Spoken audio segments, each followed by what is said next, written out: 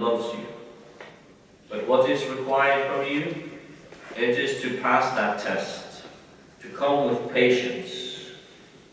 And again, this story of Yousuf alayhi salam with Yaqub, you'll notice throughout that story, Allah Azza wa Jal mentions the statement of Yaqub, فَصَبْرٌ جَمِيلٌ, beautiful patience.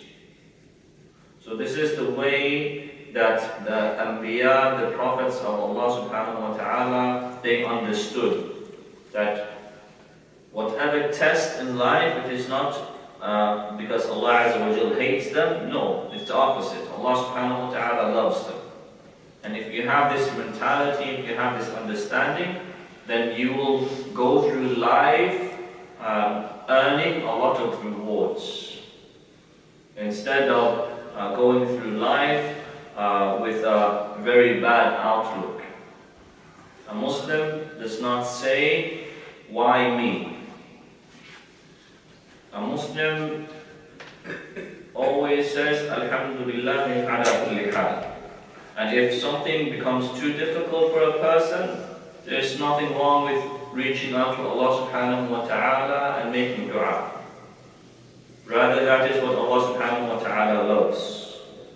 That you call out to Allah subhanahu wa ta'ala. And again, you see that in this story.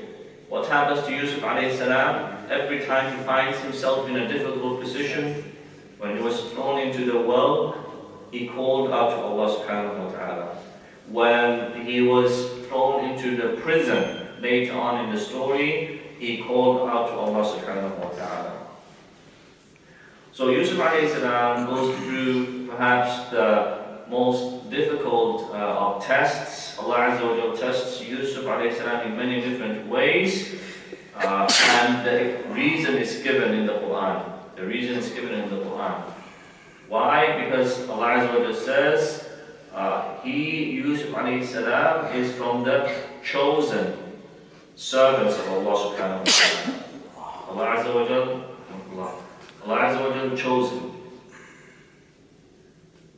And then there's a part where, in the story where Yousuf alayhi salam is saved from the prison. And again, we're just going through it quickly because we've mentioned this story before. When he is given the chance to come out of the prison, he takes his time and he wants to show people that he is innocent. And the scholars in Islam, they say, this is something that is permissible. For a person to make sure that their name is not ruined, it is permissible for that person to make it clear to people. And it's not considered to be bragging, it's not considered haram in any way. If someone accuses you of something, for you to stand up for your own honor, that is not something blameworthy in Islam. It is permissible. So, towards the end of the story of Yousuf alayhi salam, and again there's so many benefits in this one story, but without being repetitive, Yousuf alayhi salam, he is reunited with his brothers, without the brothers knowing who he is. And we see a glimpse of the beautiful character of Yousuf alayhi salam. Sometimes you might be upset with someone and you forgive them.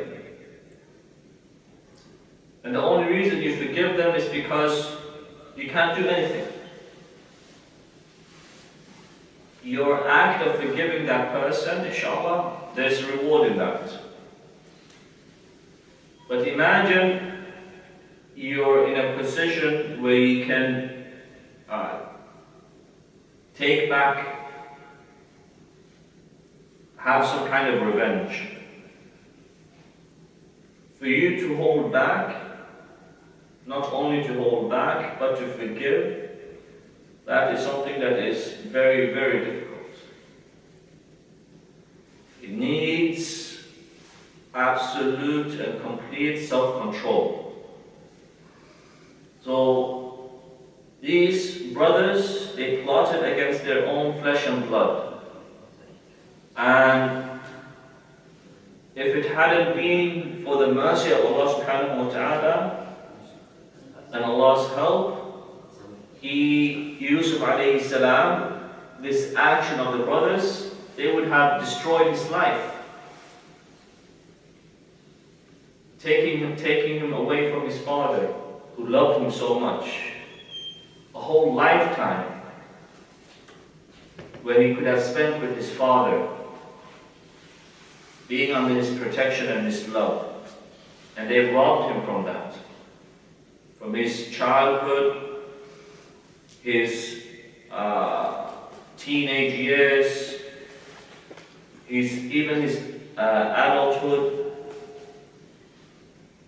But yet Yousuf alayhi salam, when the time came, he didn't hesitate.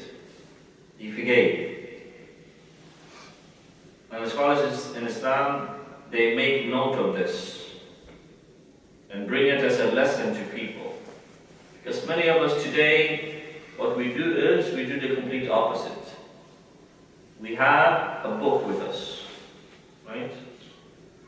Anyone that has ever wronged us in life, we write down their name. And we say, this person is a difficult person. This person, me and him, we bump heads. This person and this person and this person. Some people don't talk to each other. And when you ask them what happened, oh, 5 years ago, 10 years ago, 15 years ago, this and that happened. Subhanallah. Allah Azza wa Jal is teaching us the complete opposite through the story of Yousuf alayhi salam.